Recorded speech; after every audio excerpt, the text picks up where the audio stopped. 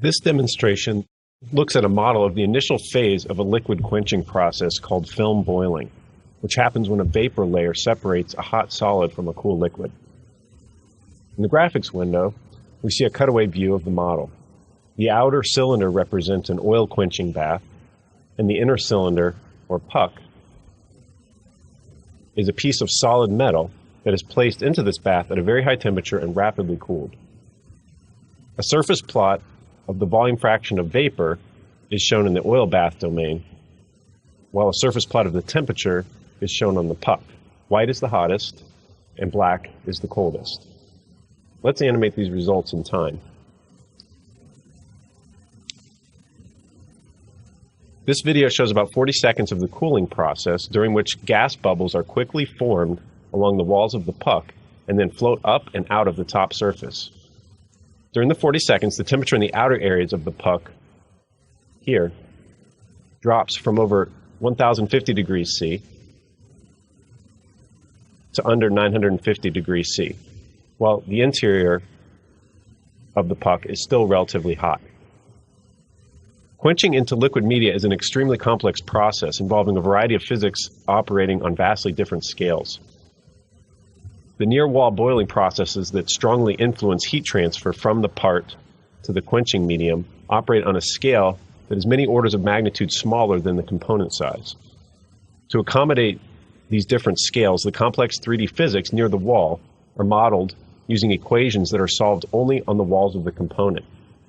Here in the model builder tree, under this physics interface here, we see the boundary equations that are defined along the boundaries here, this 2D axisymmetric geometry.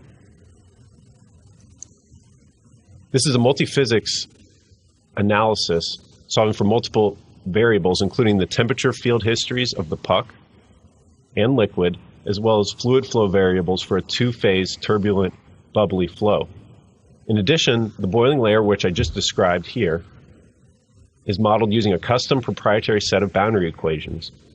The boiling layer thickness, which of course in real life has a finite thickness, will not be explicitly modeled.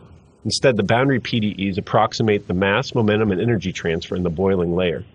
Comsol's custom PDE interfaces available with the base package easily allow for these equations to be coupled with the conjugate heat transfer physics. Let's take a few minutes and go through an overview of how this model was set up. First, the geometry. The geometry is pretty simple. It's a 2D axisymmetric geometry. This is the axisymmetric axis here. We see the puck here in the middle in a cylindrical bath of the quenching liquid. The corners are filleted here and here to avoid undefined derivatives in the boiling layer equations. As far as the material definitions go, that's defined under the materials node here. The metal puck is made of a nickel superalloy called Inconel 718, which is available in the Comsol material library, and it contains heat transfer material properties that are temperature dependent, as shown here. The liquid is a quenching oil, a generic quenching oil. The equations to be solved are specified under 4 physics interface nodes shown here in the model builder tree. 2 separate physics interfaces are used to solve for their own temperature variables T and T2 in the 2 domains. Here, this first interface solves for the temperature T in the puck. The second interface defines equations in the oil domain and solves for this temperature T2. This is an easy way to allow the temperature at the boundary between these 2 connected domains to be discontinuous. Remember, we aren't explicitly modeling a domain for the boiling layer. Rather, we are solving a set of PDEs directly on the boundary. The heat flux boundary conditions out from the puck and into the liquid are used to couple the 2 sets of heat transfer equations at this interface. Let's talk about the heat transfer equations in the puck domain, which are defined here. The default axial symmetry condition is accepted along the symmetry axis. Under heat flux 1, a general inward heat flux is applied using a variable called heat flux puck. A negative sign here is added because heat is flowing out of the puck and into the liquid. This variable is defined under definitions variables 1. It's shown here. The exact expression is grayed out due to its proprietary nature, but I would like to say that this variable is a function of solution variables described and solved for by the custom boiling layer PD interface here. You see these variables BL1 and BL2? The variable, again, up here under definitions variables, heat flux puck is a function of those solution variables. So these are how the equations are coupled. Back to the heat transfer interface. You see here that there's also a surface to ambient radiation condition applied. And this will contribute along with the heat flux that I just described. This fully defines all the essential natural conditions needed to arrive at a meaningful solution of the temperature field in the puck. A similar setup is used to solve for the temperature field within the oil bath domain. We won't cover the details in this demonstration. Let's move on to the turbulent bubbly flow interface. Here. Let me contract some of these. The first thing I'd like to point out is this gravity domain condition. This is applied to the fluid to allow for buoyancy effects. The wall 2 boundary condition here, applied to the top of the fluid domain, allows for the liquid phase to flow tangential to the boundary, but not normal to it, while at the same time allowing the gas to flow freely out of the domain. These conditions are set up here. One really nice feature in Comsol is that if you ever have any doubt about what boundary conditions you are applying, you can always view the mathematical equations in the settings window under the equation section here.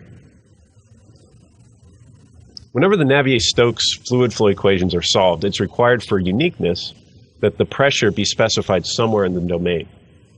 That's why we have this pressure point constraint.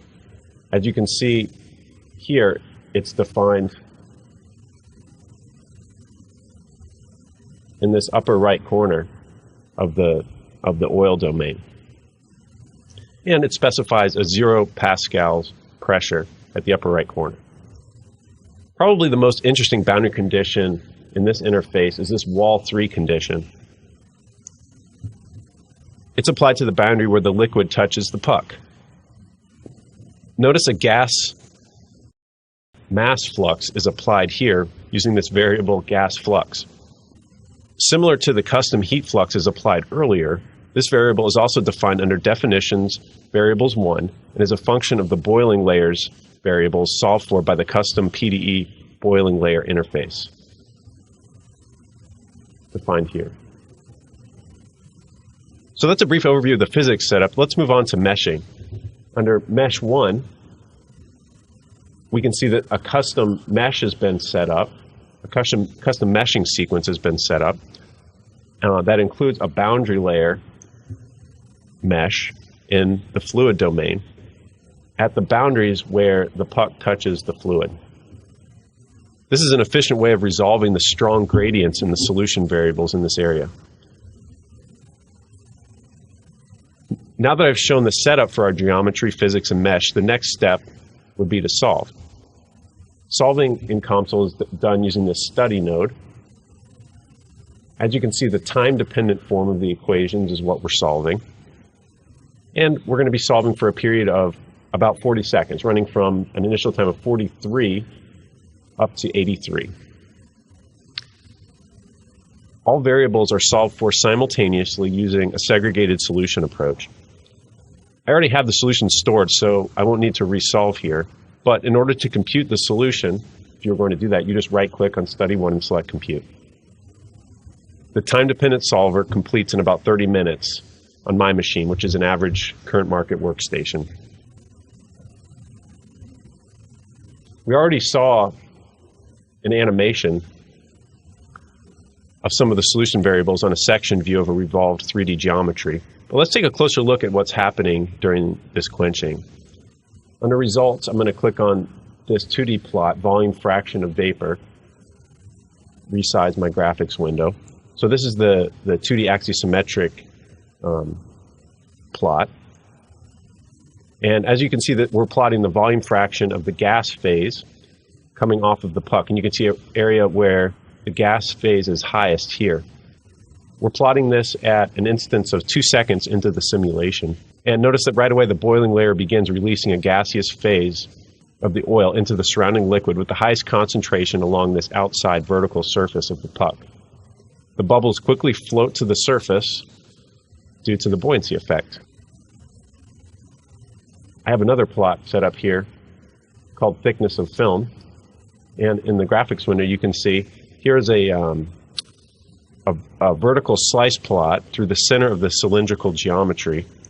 And I've mirrored across the 2D axisymmetric plane. So this is the full diameter of the puck here, and this is the full diameter of the bath, and sliced right through the center. And what I'm showing here is this tube plot with a height expression defined, which gives a visualization of the thickness of the boiling film layer. Areas in dark red correspond to a thickness of about 6 millimeters, and areas in dark blue correspond to a thickness of less than 1 millimeter. As expected, at the bottom of the puck, the vapor is trapped underneath due to upward buoyancy force. So that's why we have a high thickness of the boiling layer here. The spikes here at the edges and in the middle of the top of the puck correspond to areas where relatively large amounts of gaseous bubbles are being introduced into the liquid.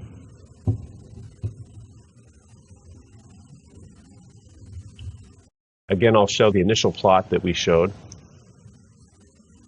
of the puck after 40 seconds in the cooling bath. You can see again how the outer skin of the puck after about 40 seconds of cooling in the oil has cooled relative to the center of the puck.